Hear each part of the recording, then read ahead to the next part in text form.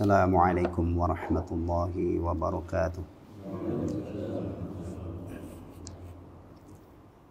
Bismillahirrahmanirrahim. Alhamdulillahi rabbil alamin. Wabihi nasta'inu ala umurid dunya waddin. Assalatu wassalamu ala sayyidil anbiya'i wal mursalin, nabiyyina Muhammadin المبعوث رحمة للعالمين وحجة على الخلائق أجمعين وعلى آله وأزواجه وذرياته وصحابته ومن تبعهم بإحسان إلى يوم الدين أما بعد. إخوة الإيمان rahimani wa rahimakumullah. Pada kajian yang lalu, alhamdulillah kita sudah selesai menelaah tafsir surah Al-Bayyinah, merujuk kepada tafsir Syekh Abdul Rahman As-Sa'di rahimahullah.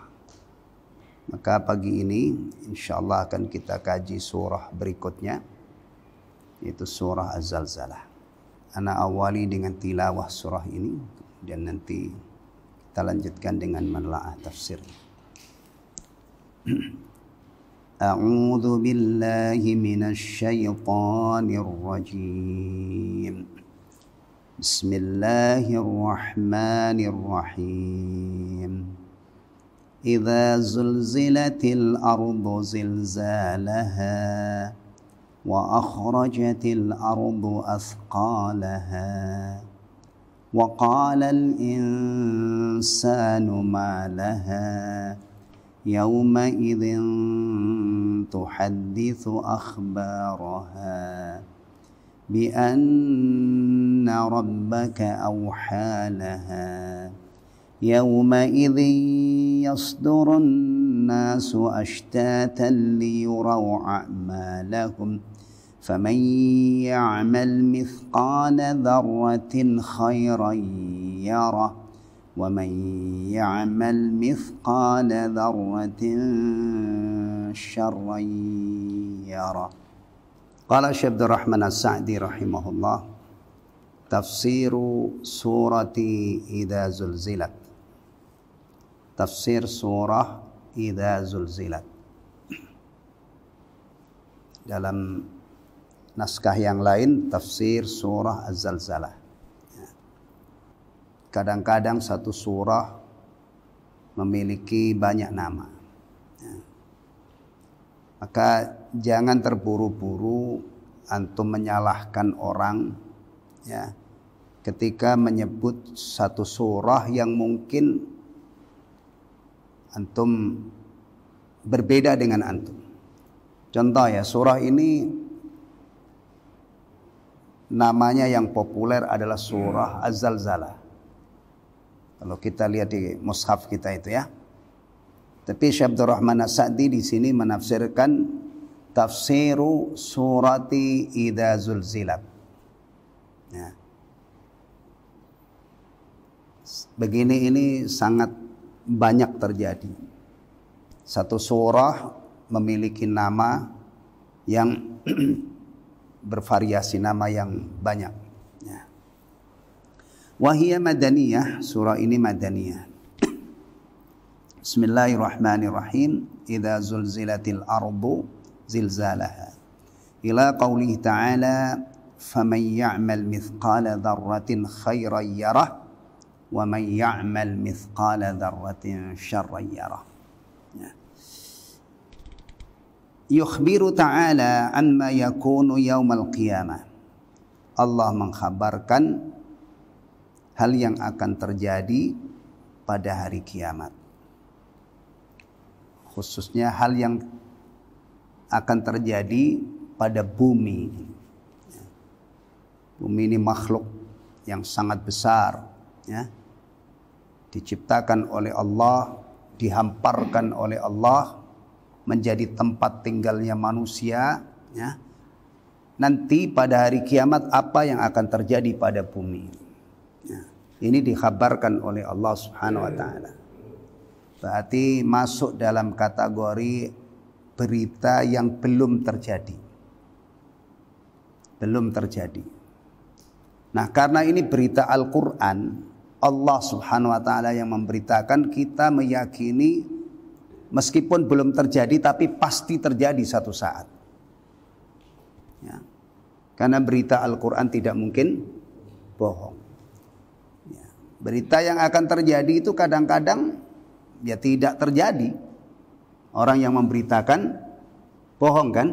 Nah, tapi ini adalah bagian dari berita yang ada di dalam Al-Quran.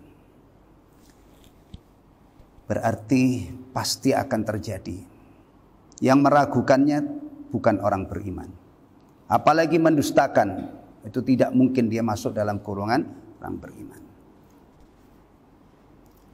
Jangan sampai ini ya, kita itu terhadap Al-Quran itu yang paling pertama adalah akidah, iman kita.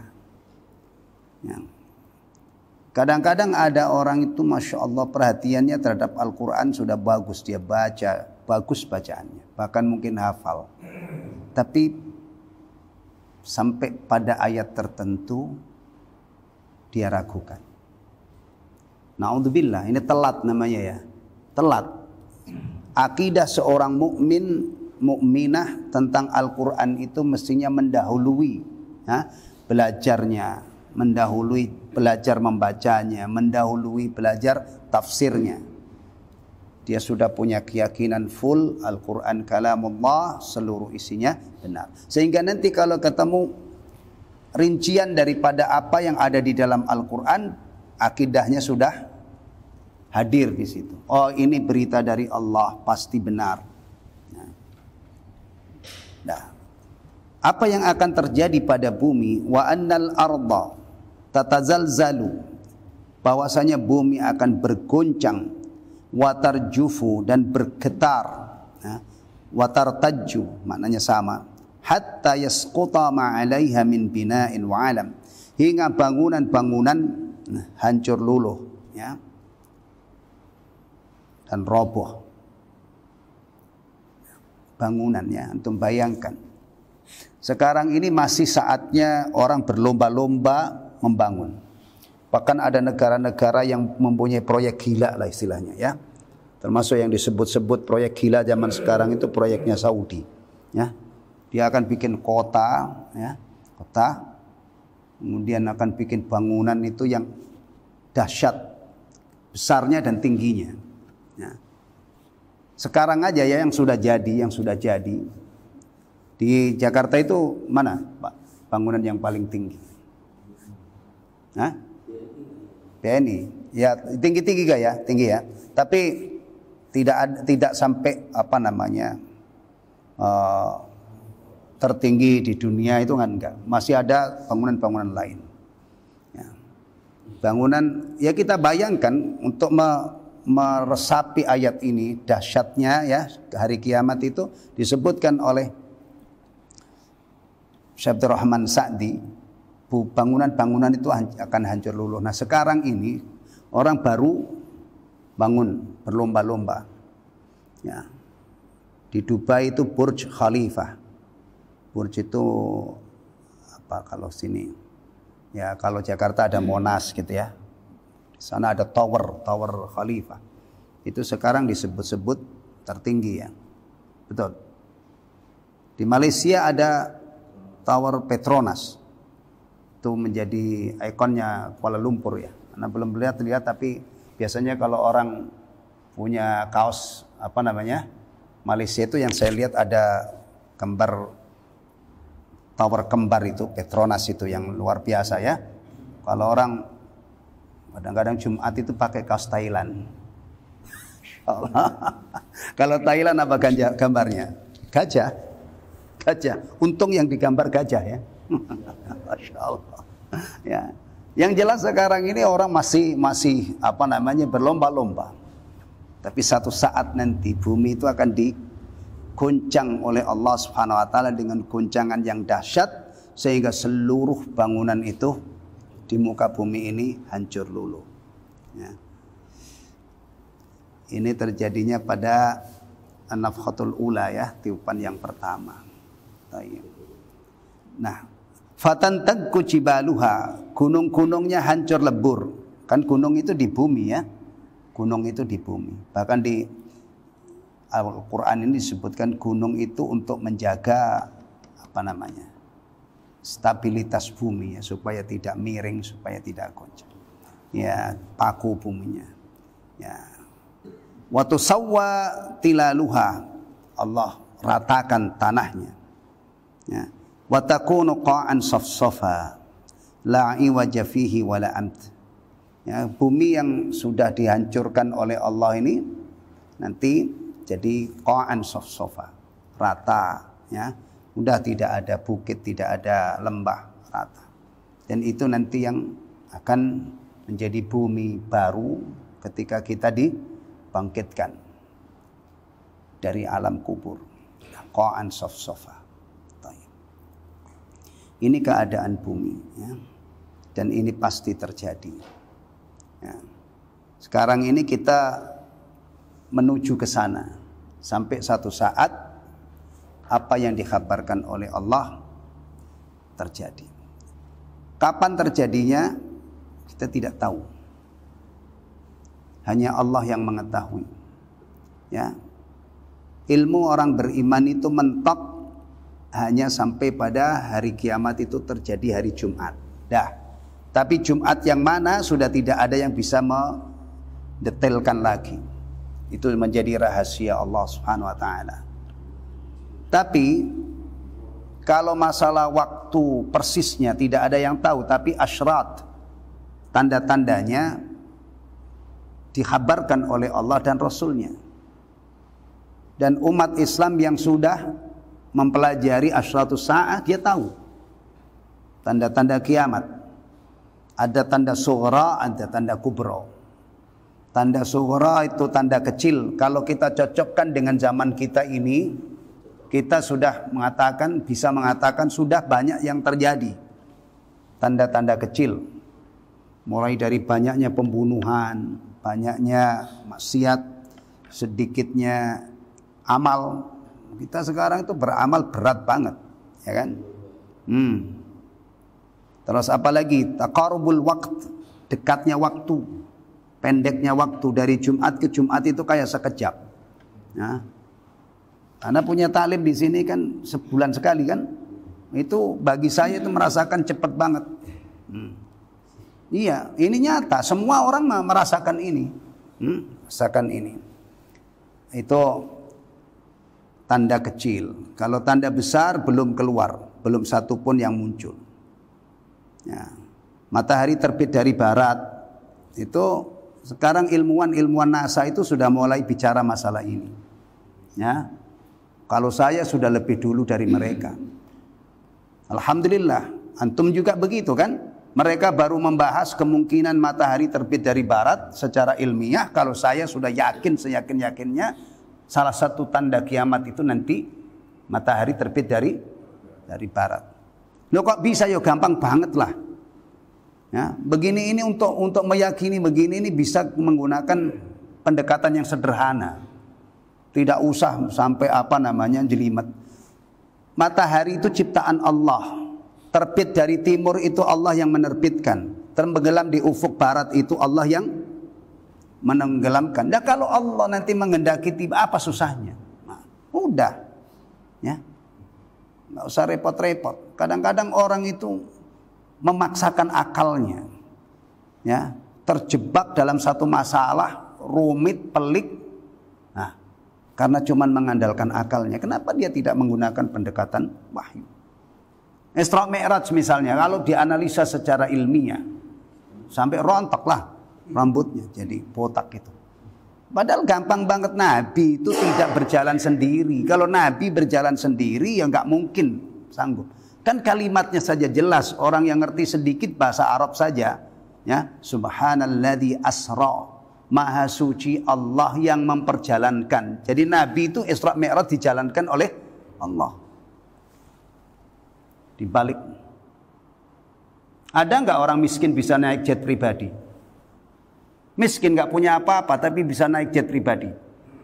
Ya bisa lah orang dinaikin orang, dibiayai orang. Nah, Jadi Nabi SAW Isra Mi'raj itu kan kalimatnya itu subhanalladzi asra. Maha suci Allah. Allah itu berarti maha kaya, maha kuasa. Idza arada syai'an an yaqula lahu kun fayakun. Memperjalankan Nabi dari Mekah dari Masjidil Haram ke Masjidil Aqsa. Dari Masjidil Aqsa ke Sidratil Muntaha dapat perintah sholat 5 waktu. Orang-orang masih berkutat bagaimana ya Isra Mi'raj itu. Kita sudah rukuk, sujud, alhamdulillah. Makalah keningnya sampai ada yang kapalan, ya, kakinya ada yang kapalan. Nah, alhamdulillah. Yang lain itu masih berkutat. Gimana? Kita sudah jauh lebih.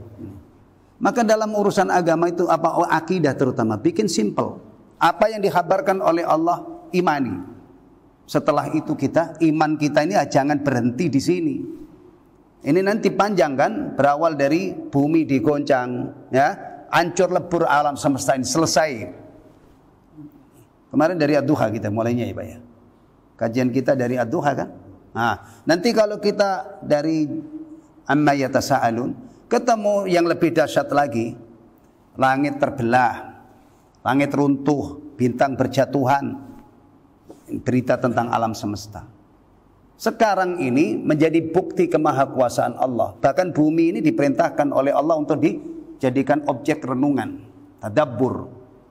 Afala yanzuruna ilal ibili kaifa khuliqat wa ilas samai kaifa rufi'at wa ilal jibali kaifa nusibat wa ilal ardi kaifa sutihat. Tuh lihat tuh.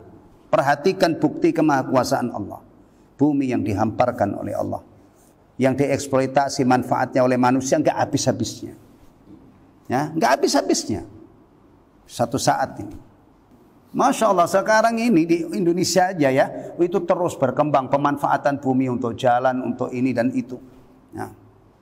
Ini bumi, kita disuruh merenung. Di bumi ini kita tinggal, punya rumah di bumi ini kita mondar-mandir kian kemari jalan-jalan tuh Masya Allah makin hari makin banyak. Nah, kemudian ada pasar, ada sawah, ada kebun. Semuanya nanti kembalinya kepada siapa? Manusia. Memanfaatkan bumi ya. Itu yang paling ini manusia, yang paling besar, enggak habis-habisnya. Nah, ini terjadi apa yang terjadi pada bumi ya. Wa akhrajatil ardu asqalaha. Dan bumi mengeluarkan beban-beban berat yang dikandungnya. Nah ini perhatikan ini. Libatkan diri kita dalam ayat ini. Kalau bumi tadi kan di luar kita. Bumi akan mengalami kejadian seperti itu. Tapi ayat ini ada kaitannya dengan kita. Aima fi batniha minal amwat. Memuntahkan dan mengeluarkan orang-orang mati yang ada di perutnya, ada di dalamnya. Kan dalam Islam itu orang mati itu dikubur kan. Minha khalaqnakum wa fiha nu'idukum wa minha nukhrijukum taratan ukhra. Manusia itu diciptakan dari tanah, setelah mati dibalikkan ke dalam tanah, dikubur dan nanti akan dikeluarkan darinya. Berarti bayangkan ini ya, kita semua ini masing-masing kita dan masing-masing semua orang yang di luar sana itu nanti akan mengalami ini. Pada yaumul ba'ats keluar dari kubur. Nah ini masalah besar. Ya, yang bagi orang-orang yang beriman itu pengaruhnya besar. Bagi orang-orang yang mengingkari juga pengaruhnya besar. Maka ujung-ujungnya kesimpulannya tidak sama orang yang beriman dengan adanya hari kebangkitan dengan orang yang tidak beriman dengan adanya hari kebangkitan. Itu beda banget. Ya. Taib wal kunuz dan harta-harta simpanan. Ya. Biasanya kita nyebut apa itu harta yang terpendam di bumi itu? Harta karun ya. Harta karun. Aslinya itu korun ya pakai kaf, tapi ejaan Indonesia itu menjadi karun gitu ya. Orang-orangnya itu kalau orang yang ini biasanya kalau korun gitu, tapi kalau orang yang ikut-ikutan misalnya harta karun pakai kaf gitu. Padahal aslinya itu pakai kaf ya, nama korun itu korun. Korun itu siapa? Hah? Umatnya Musa alaihissalam. Qarun itu hidup di zaman Musa alaihissalam. Ya. Tayyib. Wa qala al-insanu ma laha. Dan manusia berkata, ada apa dengan bumi ini? Ini insan kafir ya, yang awalnya itu memang tidak percaya dengan adanya peristiwa ini. Ketika sudah terjadi mereka terkejut setengah mati. Malah mengapa bumi jadi begini? Ai idza ra'a ma'araha minal amril azim. Ketika mereka melihat hal-hal yang dahsyat. Musta'ziman lidzalik. Mereka mengagungkan, membesarkan peristiwa itu. Peristiwa dahsyat, nggak bisa dibayangkan dengan, tidak bisa diungkapkan dengan kata-kata. Ya. Antum saja kalau ini jangankan kiamat ya, jangankan kiamat. Antum kalau misalnya mendengar ada suatu berita di satu negara ya, saya tidak mau mencontohkan negara saya, negara kita. Kenapa? Karena saya menghendaki Indonesia ini damai, Indonesia ini aman, Indonesia ini dijaga oleh Allah dari berbagai macam bahaya. Maka saya tidak mau mencontohkan Indonesia. Gempa bumi yang paling dahsyat yang pernah terjadi berapa skala Richter? Nah, ayo berapa? Berapa? Berapa? Cuman 9, berapa itu pernah terjadi. Jadi kalau antum cerita ada gempa bumi 20 skala Richter, ketawain orang antum. Nggak ada. Masya Allah ya. Itu pun kadang-kadang guncangannya itu hitungan detik, menit lah mungkin. Belum pernah terjadi ada gempa itu setengah jam berputar. Belum. Ya. Itu saja antum pernah, kalau buka-buka file tentang ini, itu korbannya sudah ratusan ribu orang ya, rumah puluhan ribu, termasuk gempa yang pernah dahsyat Iran ya, Iran pernah tahun berapa itu. Masya Allah. Malah ada apa dengan mereka terkejut ya. Ayu syai'in aradalah, apa yang terjadi padanya? Ya. Yang terjadi padanya ya Allah yang menciptakan bumi, sudah tiba saatnya ya, hancurkan bumi ini. Yauma idzin tuhadditsu akhbaraha. Nah ini ayat ini seharusnya berpengaruh besar pada kita yang sudah mengkajinya. Kalau orang-orang yang di luar sana nggak pernah tadabbur ayat ini ya wajar kalau mereka itu ghaflah. Ghafilun, maksudnya mereka itu diliputi kelalaian. Tapi kalau surah-surah pendek ya, dari Ad-Duha ke bawah itu sebenarnya sudah cukup ya untuk sebagai apa namanya ya, kalimatnya apa yang tepat itu, sebagai sarana untuk mengasah iman kita, persoalan-persoalan besar ya. Tidak perlu Al-Baqarah. Maksud saya kalau seandainya kita mencukupkan ini, kita itu faham membaca surah Al-Qari'ah, faham membaca surah Az-Zalzalah ya, dan surah lain apalagi At-Takatsur. Nah, itu akan sangat berpengaruh kepada kehidupan kita. Nggak usah surat-surat yang panjang sekali lagi ya. Meskipun surat panjang itu juga nggak bisa dipisahkan dari sini. Ini bicara tentang akidah, tentang pokok-pokok keimanan. Surah-surah yang panjang itu umumnya di sana ada ahkam, ya kan? Ada hukum-hukum, ada amal-amal soleh. Itu posisinya setelah kita ngaji surat juz amma itu. Nanti ada sholat, ada zakat, ada puasa, haji, dan seterusnya. Tapi untuk mengasah, misalnya mengingatkan akhirat, mengingatkan hari kiamat, itu cukup dengan satu surah seperti ini. Seharusnya itu sudah membuat kita seakan-akan melihat kiamat itu dengan mata kepala kita sendiri. Saking dahsyatnya makna yang terkandung dalamnya. Nih, pada hari itu bumi menceritakan berita-beritanya. Bumi mengkabarkan berita-beritanya. Begini ini ikhwatal iman ya. Kalau tadi yang saya katakan, kalau orang itu tidak punya landasan sebelum menjelajah ayat-ayat Al-Quran itu, dia tidak punya keyakinan full bahwa Quran itu adalah kalamullah, seluruh isinya benar. Coba sampai di ayat seperti ini.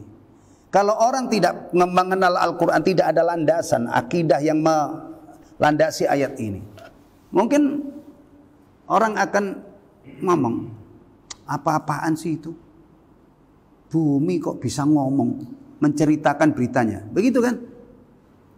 Mungkin enggak? Ya mungkin lah, apalagi orang-orang di luar Islam. Orang Islam itu ono-ono wae keyakinan, bisa begitu. Antum punya keyakinan yang hak berdasarkan Quran dinilai oleh orang lain, antum gila. Antum bodoh. Antum gak ngotak.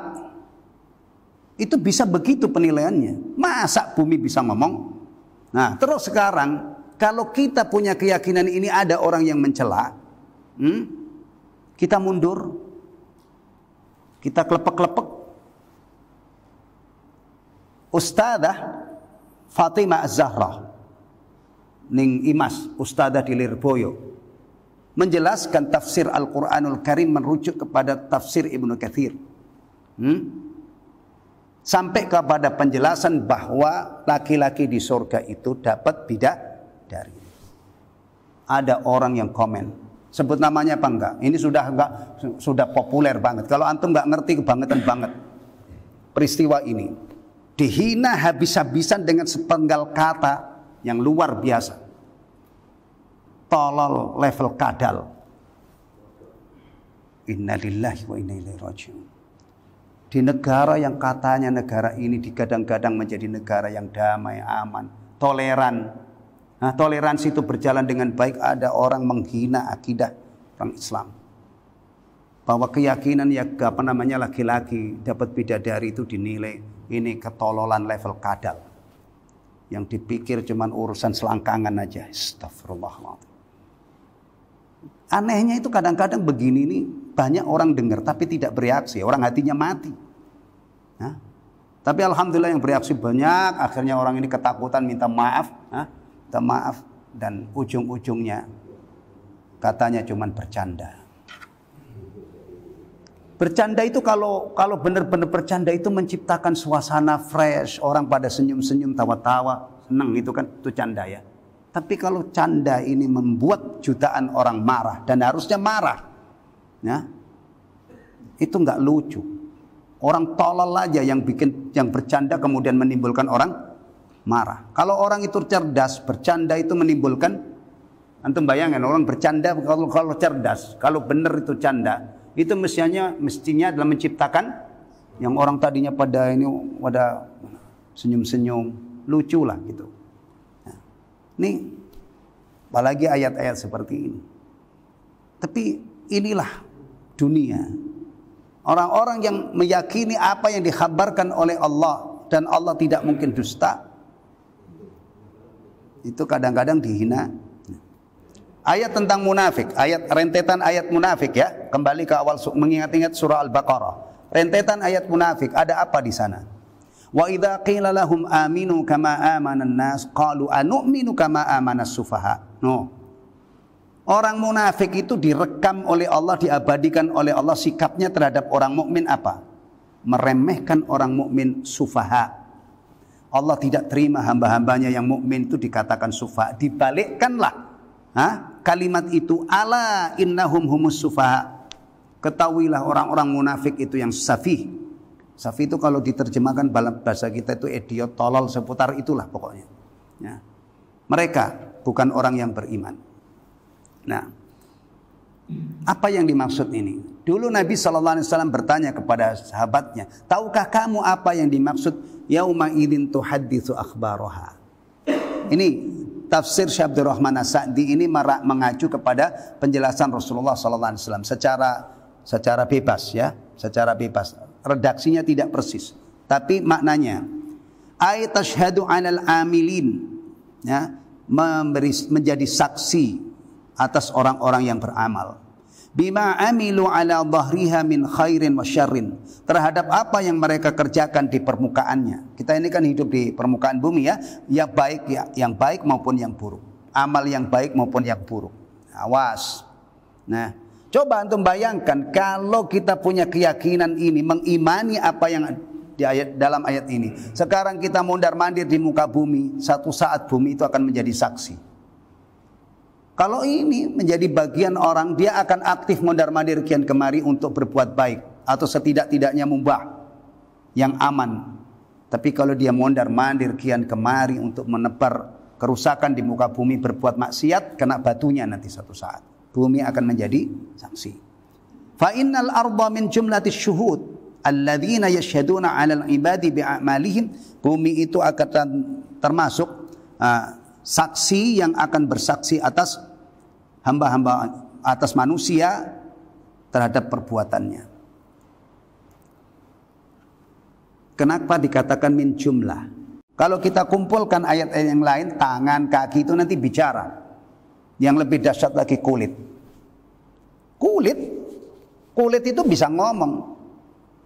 Itu dikabarkan oleh Allah. Orang yang punya kulit yang selama ini tidak pernah menyangka kalau kulit itu akan menjadi saksi, kaget setengah mati. Lah kamu kok bisa ngomong? Kulitnya menjawab apa? Allah yang menghendaki sesuatu bisa ngomong, saya dikehendaki oleh Allah bisa ngomong. Begini ini kan perlu landasan yang kuat untuk membenarkan ayat-ayat seperti ini. Kalau orang nggak kenal kemahakuasaan Allah, disuguhi ayat sebegini, kamu itu gila kali, masa kulit bisa ngomong sih? Kan diukur dengan kewajaran yang ada di dunia ini. Kulit tidak pernah ngomong kan? Suami-suami yang habis dari luar kota misalnya ini dan itu, kulit bisa lapor kepada istrinya, saya kemarin begini-begini sama bapak misalnya, itu kulitnya ngomong. Waduh, yang enggak ini.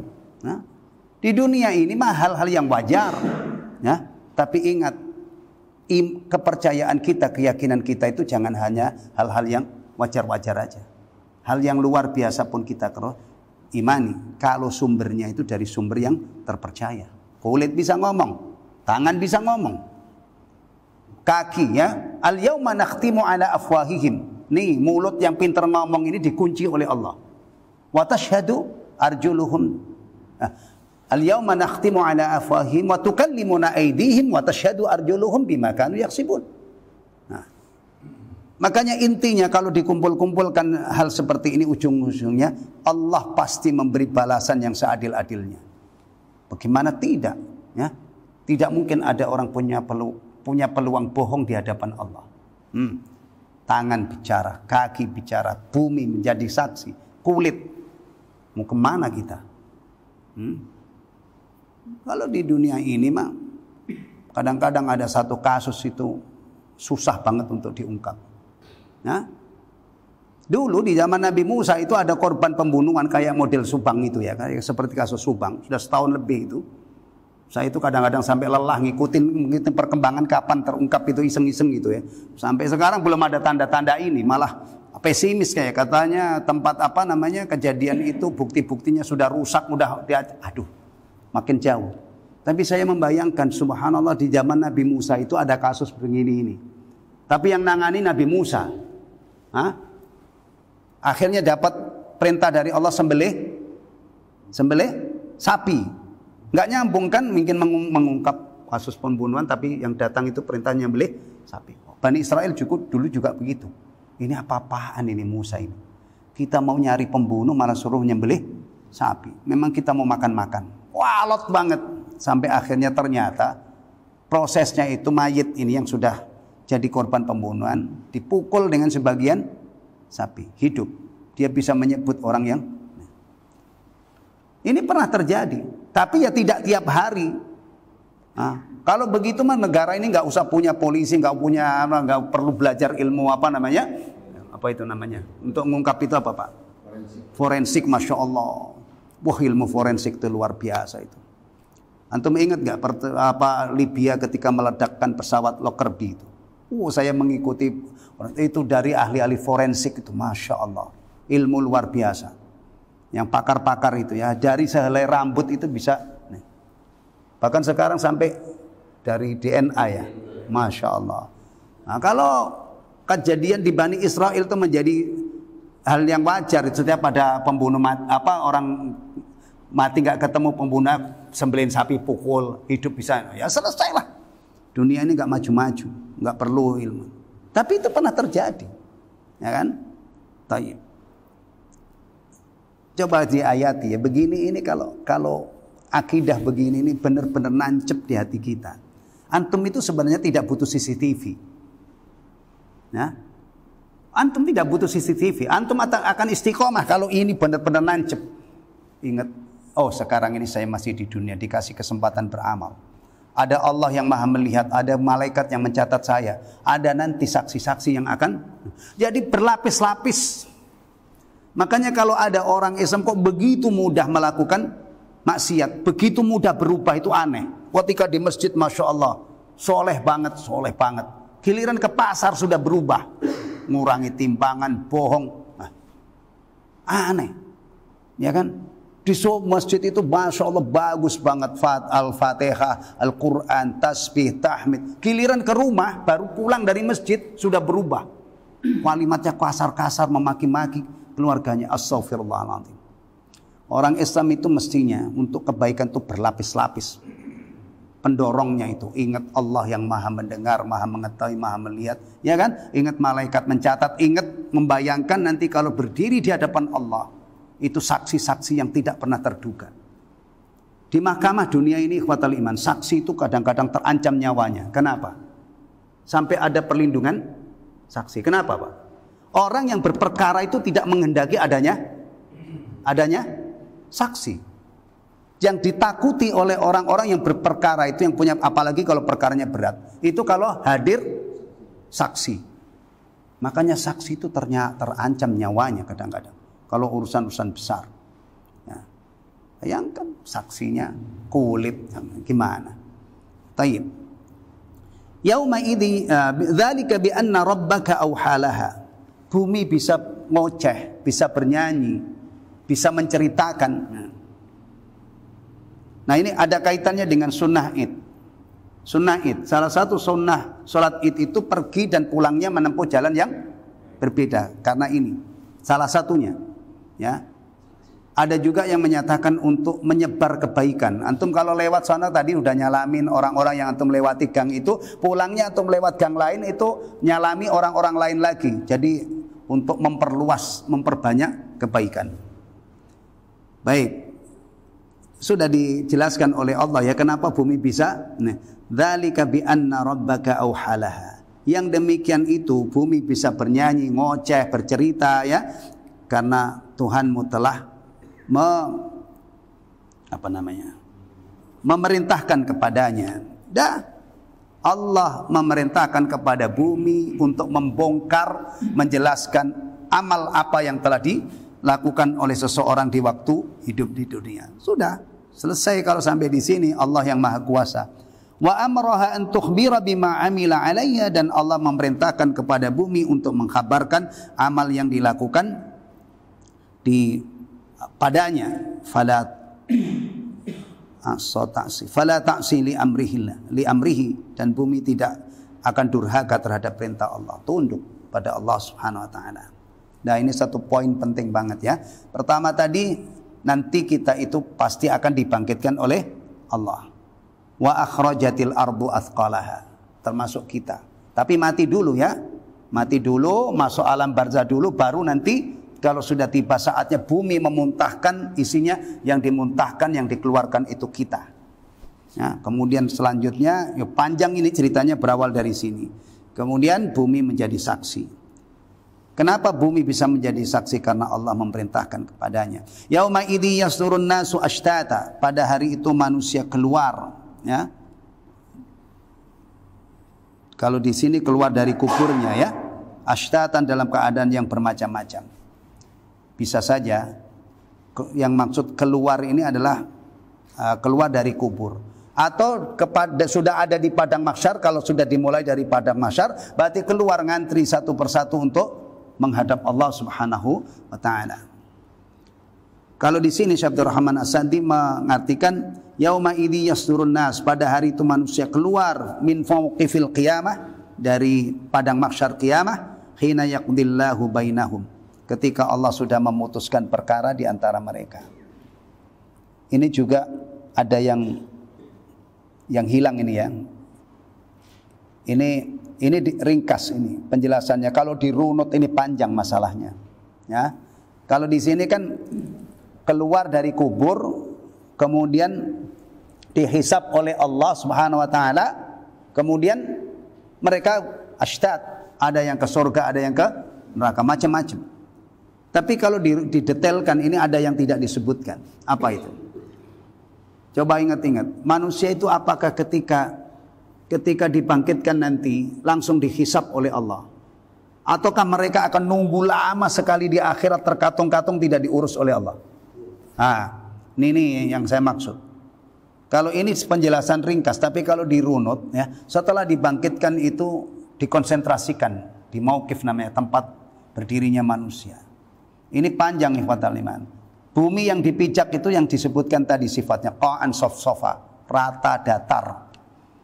Manusia dalam keadaan dibangkitkan itu kata Rasulullah sallallahu alaihi wasallam dalam keadaan telanjang bulat tidak pakai alas kaki itu di situ.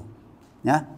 Semua manusia dari awal sampai akhir tidak ada yang tercecer segelintir pun. Baik yang mati dikebumikan, mati dibakar, abunya dihambur-hamburkan di pinggir pantai ya, di saat angin, semuanya nanti akan kembali, pasti akan dihidupkan kembali oleh Allah. Itu keyakinan kita. Berapa? Jadi dahsyatnya mauqif, dahsyatnya kita di padang mahsyar itu salah satunya yang kalau kita renungkan dalam-dalam adalah jumlah manusia yang ada di sana. Berapa? Dan untuk mengembangkan imajinasi seperti ini sebenarnya mudah. Antum bayangkan, kalau seluruh Indonesia itu dikonsentrasikan ke Jabodetabek misalnya. Wiring semua masuk. Yang dari Papua, sana dari mana. Kira-kira gimana? Baru Indonesia. Satu Asia misalnya, antum bayangin sebenarnya penduduk Asia itu dikonsentrasikan ke Jawa. Semua digiring ke Jawa. Gimana? 5 benua. 7 miliar kurang lebih katanya. Itu kalau kumpul di satu tempat gimana? Akal manusia sudah tidak sanggup membayangkan ada seorang manusia yang hidup saat ini kumpul di satu tempat. Bisa enggak ini? Belum pernah ada momentum di muka bumi atau peristiwa besar orang berkumpul 50 juta dalam satu tempat. Enggak pernah ada. Jamaah yang paling besar bagi umat Islam itu jamaah haji. Itu tidak mungkin ada 5 juta. Enggak sanggup pemerintah Saudi itu ngurus 5 juta jamaah haji dalam satu waktu. Maka ada kota. Enggak mungkin sanggup. Nah, kalau antum misalnya sekarang misalnya ada satu event, kemudian dilihat ratusan juta, itu orangnya tidak hadir. Dilihat melalui apa misalnya? TV ya, bisa. Nah kalau kita bicara sudah level miliaran orang dikumpulkan oleh Allah, itu gimana bayanginnya? Itu baru jumlahnya, mataharinya posisinya di mana? Kalau kita merujuk kepada hadis Nabi itu cuman 1 atau 2 mil. Mil pun para ulama itu bingung, maksudnya apakah mil jarak yang dikenal itu atau mil celak gitu ya, batang. Terus dikembangkan lagi, ada genangan keringatnya itu. Ini semua akidah bagi orang yang beriman. Omong kosong bagi orang-orang yang tidak beriman. Sampai mata kaki, lutut, pinggul ada yang tenggelam. Lama tidak diurus oleh Allah. Disinilah hadir persoalan namanya syafaatul uzma. Ya. Kita itu kadang-kadang Masya Allah hidup itu yang dipikir hanya receh-receh. Maka kita ini hidup di satu zaman tadi, tanda kiamat itu namanya amal soleh itu berat banget. Padahal seharusnya amal soleh itu Masya Allah orang Islam itu mestinya amal soleh itu gak pernah lelah. Seharusnya setelah wajib dia tapi nyatanya pada mogok beramal. Ngaku Islam sampai sholat 5 waktu aja enggak. Masalahnya hal-hal besar seperti ini gak dipikirkan. Gak dipikirkan. Bahkan kadang-kadang ada yang tidak tahu. Nanti kalau kamu sesudah mati, sesudah dibangkitkan oleh Allah, itu apa yang akan kamu alami? Gak ada yang tidak tahu sama sekali. Blank. Padahal di sini, ini bagian penting yang akan mempengaruhi semangat orang beramal. Lama gak diurus. Wah, ngeri nih kalau kita sudah baca hadis syafaat itu. Ketika manusia sudah puncak, udah gak tahan di akhirat, datang menemui Adam. Mohon kepada Adam supaya mau memohonkan syafaat kepada Allah. Adam angkat tangan, enggak berani saya, enggak mau. Saya dulu punya salah sama Allah. Allah hari ini murka semurka-murkanya, belum pernah murka seperti ini sebelumnya dan tidak akan pernah murka seperti ini sesudahnya. Adam angkat tangan, Nuh angkat tangan. Semua ingat-ingat dosanya, padahal dosa para nabi itu sudah ampuni. Dosanya Adam sudah clear. Dia sudah merengek-rengek kepada Allah, Rabbana dhalamna anfusana wa illam taghfir lana, dan seterusnya. Nuh merasa punya dosa. Akhirnya singkat cerita ini kalau dipangkas gitu ya, yang menghadap Allah untuk memohonkan syafaat adalah Rasulullah sallallahu alaihi wasallam. Akhirnya diperkenankan oleh, barulah urusan manusia itu diselesaikan oleh Allah, dihisab oleh Allah, dan seterusnya. Jadi kalau di sini Syekh Abdul Rahman As-Sa'di mengatakan bahwa manusia keluar dari mauqiful qiyamah, dari padang mahsyar dalam keadaan bermacam-macam. Ini adalah ringkas ya penjelasannya. Kalau ditafsil, dirinci, ini bisa menjadi panjang. Ashtatan ay firaqan mutafawitin, berkelompok-kelompok berbeda-beda ya. Secara garis besar berarti pasca hisab itu ada yang jadi penghuni neraka, ada yang neraka. Apa penghuni surga? Baik. Liyurau a'malahum, untuk diperlihatkan amal perbuatan mereka. Masya Allah. Antum kalau disuruh ingat-ingat sebulan yang lalu sampai pagi ini, apa aja yang kamu ucapkan? Kamu ngomong apa? Ingat nggak? Secara semuanya ingat nggak? Kecuali antum ngantongi rekaman 24 jam nih Pak. Dari bulan yang lalu nih rekaman saya baru bisa. Tapi antum hidup apa bawa rekaman? Pasti antum nggak ingat kan? Kecuali hal-hal yang memang formatnya baku. Kita ingat setiap hari saya sholat 5 waktu. Kalau saya sholat saya awali Allahu Akbar. Saya baca istiftah. Saya ketika rukuk baca ini, ketika i'tidal baca ini, tahiyat baca ini, zikir ba'da sholat ini. Kalau saya zikir pagi ini, kalau saya baca Quran. Kalau yang itu gampang diingat. Tapi yang antum ngomong sama orang ini, dusta apa enggak ini, apa yang antum lakukan, enggak bakalan. Tapi satu saat ini pasti terjadi. Apa yang dulu pernah kita ucapkan, apa yang dulu kita pernah lakukan, nanti akan diperlihatkan kepada kita. Ini kalimat ayatnya ya, liyurau a'malahum, untuk diperlihatkan amalnya. Dari mana mereka bisa melihat amal perbuatannya? Begini-begini, ini ada rangkaiannya ikhwatal iman, tidak ujuk-ujuk. Dari mana? Kaitannya dengan malaikat pencatat amal, kaitannya dengan kitab catatan amal, kaitannya dengan pembagian catatan amal. Jadi ketika seorang muslim meyakini bahwa nanti dia akan diperlihatkan oleh Allah atas amal-amalnya yang dulu dia kerjakan di dunia, semuanya, yang baik maupun yang buruk, jalurnya dari mana? Jangan sampai saya nggak tahu, pokoknya punya. Nah, begini-begini ini mestinya tangguh akidah kita, keyakinan kita. Kamu itu kok ada-ada aja. Percaya bahwa nanti melihat amal itu gimana aja. Loh, masalah ini kokoh banget, kuat banget. Mulai dari kita percaya dengan adanya malaikat yang mencatat amal kita. Kita percaya dengan catatan amal kita. Kita percaya dengan adanya nasyrus suhuf, pembagian amal, pembagian catatan amal. Ada golongan kanan, ada golongan. Ini mestinya sudah sangat berpengaruh ketika kita di dunia. Tayyib. Liyuriyahumullah ma'amilu. Yang memperlihatkan itu Allah. Allah akan memperlihatkan kepada mereka apa yang mereka kerjakan melalui catatan amal. Dan ini ada di surah Al-Kahfi. Surah Al-Kahfi itu surah yang direkomendasi dibaca pekanan, setiap pekan sekali. Hari Jumat kan? Wa wudi'al kitabu fataral mujrimina mushfiqina mimma fi wa yaquluna ya wailatana ma li hadzal kitabi la yughadiru saghiratan wa la kabiratan illa ahsaha. Nih, kitab apa ini? Yang kecil, yang besar, semua terdata dengan lengkap. Ma yalfidu min qaulin illa ladaihi raqibun atid, sampai kata yang kita ucapkan tidak data. Ya? Bayangkan itu bagaimana orang kafir ketika melihat kitabnya.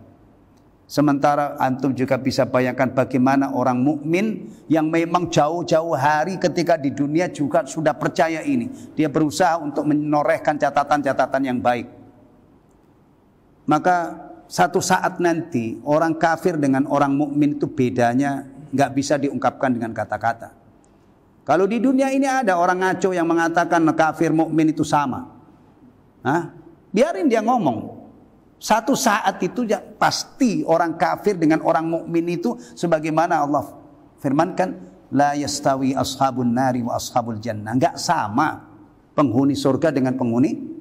Nanti kalau ayat di dalam surah Yasin, wamtazul yauma ayyuhal mujrimun, sono pinggir misah kamu wahai orang-orang pendosa. Orang-orang ahli maksiat dengan orang-orang yang taat dibedakan oleh Allah.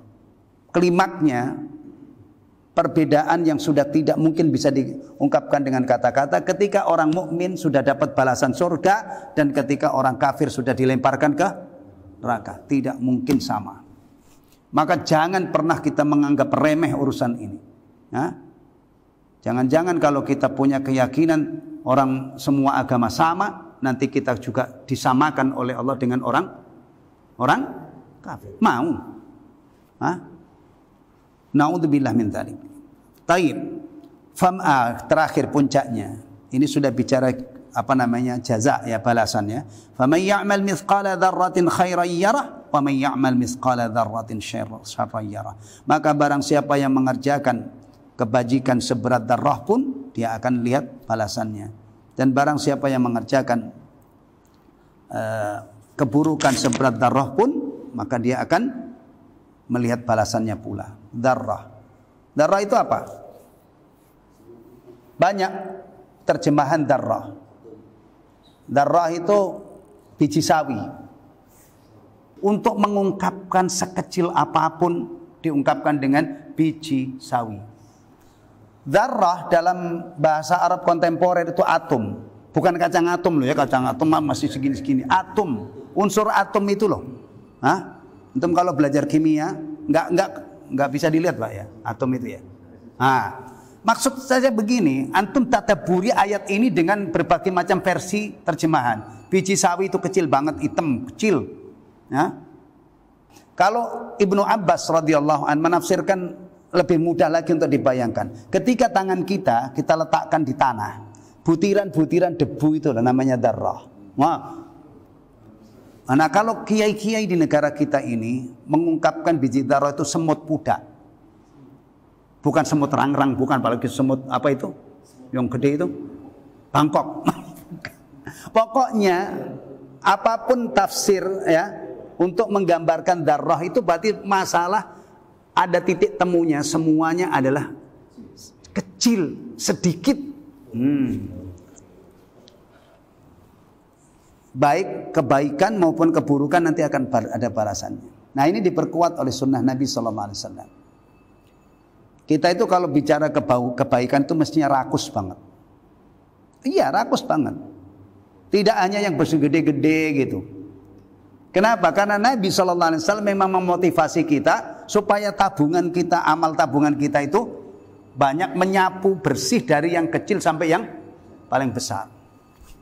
Jangan kamu meremehkan kebaikan sedikit pun, meskipun hanya wajah yang berseri-seri kalau mau ketemu sama muslim.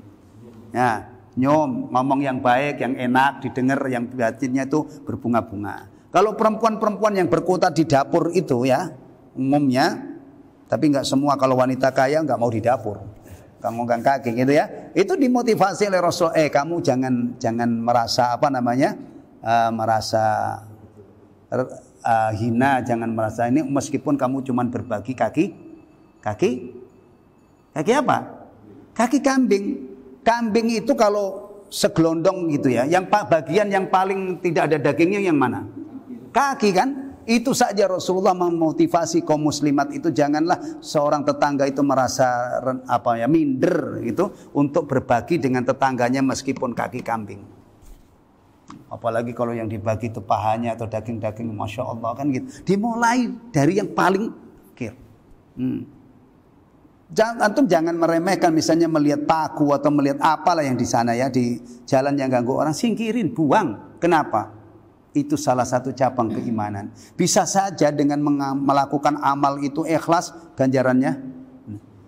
Karena amal kecil itu kalau dipersembahkan kepada Allah, Allah itu asyakur, itu bisa menggelembung dan membesar ganjarannya seperti gunung.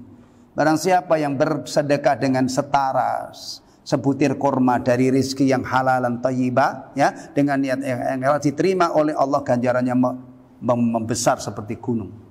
Ini, maka orang Islam itu tidak ada ceritanya ngeremeh-ngeremehin yang kebaikan yang kecil-kecil itu, dan juga tidak berani ngeremehin keburukan yang kecil-kecil. Ini mari kita tumbuhkan, termasuk ya dalam beragama itu, antum jangan rewel kalau ada perintah dari Allah dan Rasulnya. Udah kerjakan, nggak usah ditelisik lebih dalam ini wajib atau itu masalah ilmiahnya. Tapi kalau masalah amalnya ada perintah dari Allah dan Rasulullah, laksanakan. Kalau wajib berarti kita menunaikan kewajiban, kalau itu sekedar anjuran berarti kita masih untung. Demikian juga kalau ada larangan, Rasulullah dan Allah melarang, itu dalam tataran amal mestinya kita tinggalkan, nggak usah. Ini haram apa makruh sih? Itu aspek ilmiahnya.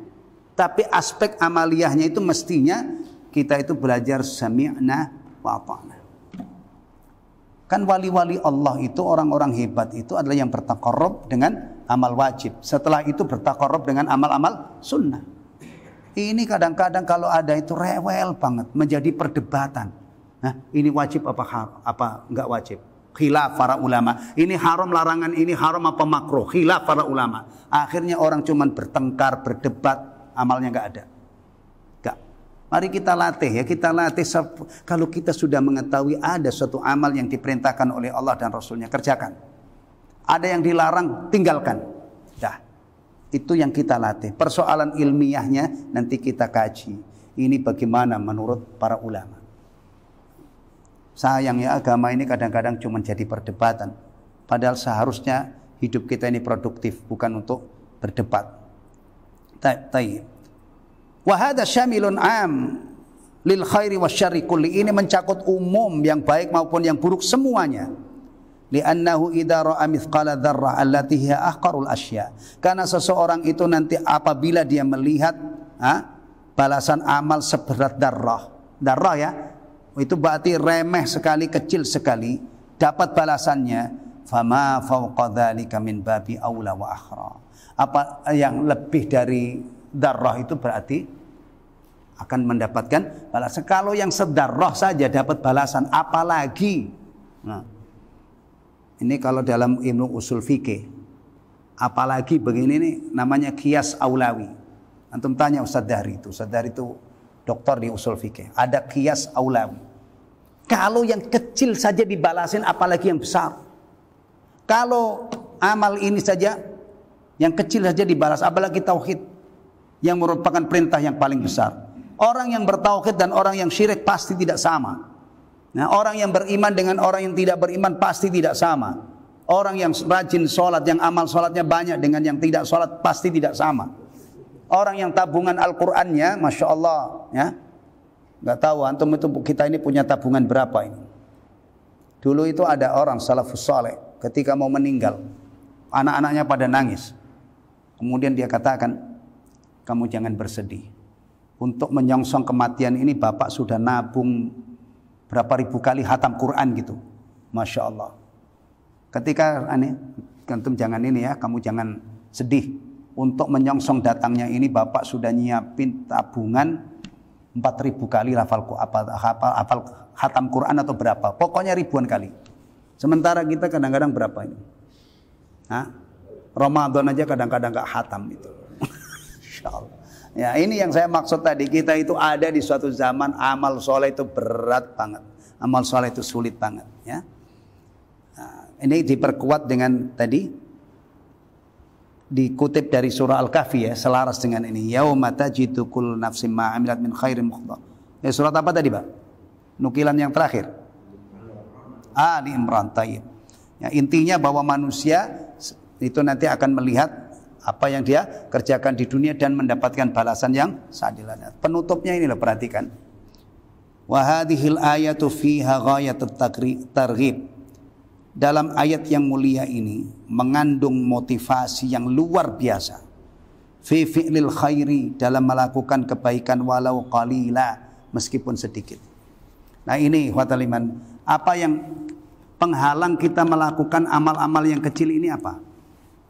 Apa? Karena kita menganggap kecil, kita menganggap remeh. Akhirnya peluang-peluang amal kecil yang banyak ini lewat karena kita remehkan. wa tarhibi min fi'li syarr walau haqira. Dan ayat ini mengandung tarhib. Tarhib itu lawan daripada targhib. Apa itu? Ancaman ya, untuk melakukan keburukan sekecil apapun. Awas, jangan melakukan keburukan sekecil apapun. Ya. Tapi kita yang diawas ini namanya manusia. Dosa kita banyak, maka harus dikompensasi dengan banyak istighfar dan tobat. Semua perintah dan larangan itu kalau diarahkan manusia kepada manusia, pasti manusia itu akan mengalami kekurangan, tidak sempurna. Ya. Antum sholat mungkin sudah puluhan tahun rutin. Kalau antum faham tuntutan sholat ini yang sebenarnya dari Allah, pasti kita tidak akan berani mengatakan sholat kita sudah bagus. Maka kita sangat berhajat setelah salam itu astagfirullah, astagfirullah, astagfirullah. Kenapa? Sholat kita penuh dengan kekurangan. Itu sudah kita lakukan rutin loh ya. Apalagi kalau ditotal semua perintah Allah dan larangan Allah, hasilnya berapa? Nilainya berapa yang sudah kita, ketaatan kita dalam menjalankan perintah dan menjauhi larangan itu nilainya berapa? Nilainya berapa? Berani atau mengatakan nilainya A? Nekat banget loh antum. Pede banget. Ya. Syukur aja, syukur. Satu, Allah menyatakan sedikit sekali orang yang bersyukur. Termasuk kita, syukurnya sedikit. Ya kan? Maka jangan kita ini punya agama pas-pasan begini kemudian kita ujub, kita sombong enggak. Ya.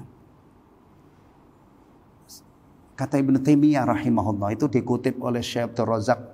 Kemarin baru saya baca ketika beliau menjelaskan itu loh, doa istiftahnya Rasulullah kalau sholat malam. Itu kan diuraikan beliau dalam satu kitab kecil. Nah, itu kata Ibnu Taimiyah rahimahullah, doa yang paling istimewa itu astagfirullah. Istighfar. Itu kutipan dari perkataan pujian bagi Allah yang paling istimewa adalah la ilaha illallah. Jaddidu imanakum bila ilaha illallah. Perbarui iman kalian itu dengan la ilaha illallah. Tiap hari kita banyak-banyak mengucapkan la ilaha illallah. La ilaha illallah wahdahu la syarika lahul mulku wa lahul hamd. Dan kita juga banyak istighfar. Ya. Tapi tidak usah rombong-rombongan gitu ya, diri sendiri. Ya. Perbanyak itu. Jadi ada targhib dan tarhib ya ikhwatal iman. Mudah-mudahan kita mendapatkan taufik dari Allah ya, bisa mengamalkan ilmu yang kita ambil, yang kita peras, kita sarikan dari surah Az-Zalzalah. Keluar dari majelis ini kita punya semangat, tidak pernah meremehkan kebaikan sekecil apapun dan tidak meremehkan keburukan sekecil apapun. Meskipun kita punya ilmu tentang dosa, dosa itu ada dosa besar, ada dosa kecil, tapi untuk dosa kecil jangan kita lanjutkan dengan timbang dosa kecil ini. Kita tidak pernah dididik itu. Kalau antum mengembangkan ilmu itu setelah punya ada dosa kecil kemudian ngeremehin, nggak tahu ustadz mana yang ngajarin itu. Ustadz mana yang ngajarin itu? Di sini yang duduk di sini berapa ustadz? Ustadz Muhammad Dahri hafizahullah, Ustadz Yusuf Surya hafizahullah, Ustadz Musabih juga ya. Ada yang pernah itu? Ikhwan, dosa-dosa kecil itu nikmati aja nggak apa-apa. Gak ada. Justru yang ada dosa kecil itu bisa naik peringkat dengan sebab. Sebab pertama apa? Apa? Dosa kecil bisa menjadi besar karena beberapa sebab. Di antaranya apa? Terus menerus, ya, meremehkan sahih. Timbang dosa kecil ini. Ketika seorang bermaksiat dosa kecil tapi diremehkan, itu akan menggelembung jadi besar. Apalagi tokoh yang public figure istilahnya ya, orang-orang yang ditokohkan di depan orang banyak secara demonstratif melakukan dosa kecil. Misalnya gitu, itu bisa menjadi besar karena nanti diikutin. Bahkan orang-orang itu kadang-kadang kalau ngikutin itu bisa ngalahin dalil.